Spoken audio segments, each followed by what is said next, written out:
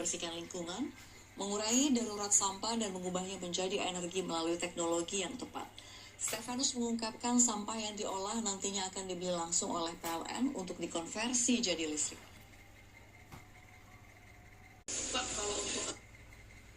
Membuahkan hasil, kedua pihak resmi menyelesaikan kesepakatan perdagangan bebas atau EU-CEPA.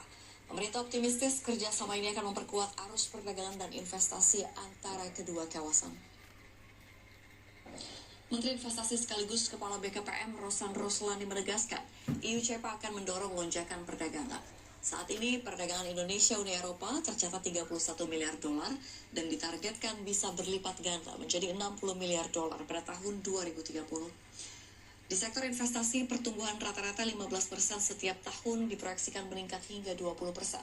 Selama periode 2020 hingga pertengahan 2025, total investasi Uni Eropa ke Indonesia telah mencapai sekitar 14,5 miliar dolar. Potensi besar terlihat di bidang energi terbarukan dan kesehatan.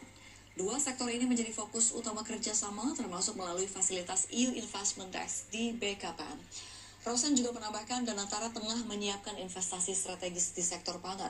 Teknologi dari perusahaan-perusahaan Eropa diharapkan dapat diterapkan di Indonesia untuk memperkuat ketahanan pangan nasional.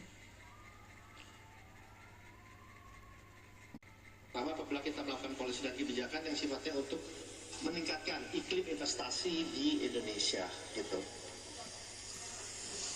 Kalau perdagangan targetnya dari 31 miliar dolar di tahun 2024 ini diharapkan menjadi double, menjadi 60 miliar dolar pada tahun 2030.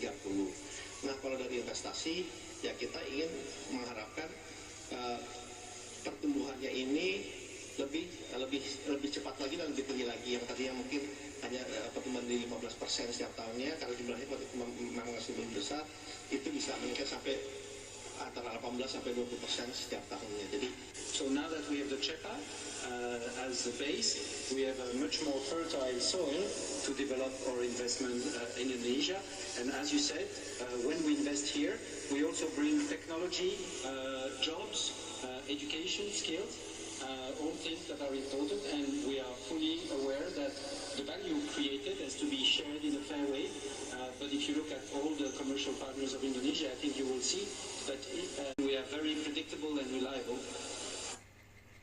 Merupakan hasil penyerapan aspirasi masyarakat.